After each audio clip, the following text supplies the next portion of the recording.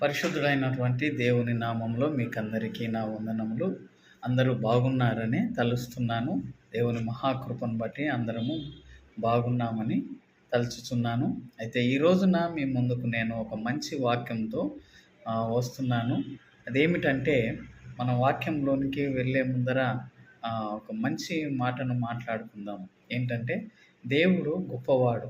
అయితే ఈ యొక్క దేవుని యొక్క మహిమను, అద్భుత కార్యాలను అన్నీ సర్వసృష్టి ఆయన యొక్క అద్భుత కార్యాలను చూపిస్తుంది, కానీ మనము ఆయన యొక్క మహిమను చాటుతలేము. సృష్టి చాటుతుంది, కానీ మనం చాటుతలేము. అయితే ముఖ్యంగా ఏమిటంటే పరమగీతము. మనం ఈ రోజున తీసుకోబోతున్నటువంటి వాక్యం ఏమిటంటే పరమగీతం. పరమగీతాన్ని సొలొమోను రాశాడనని మనకందరికీ తెలిసిన విషయమే. అయితే ఈ యొక్క పరమగీతాన్ని యూదులు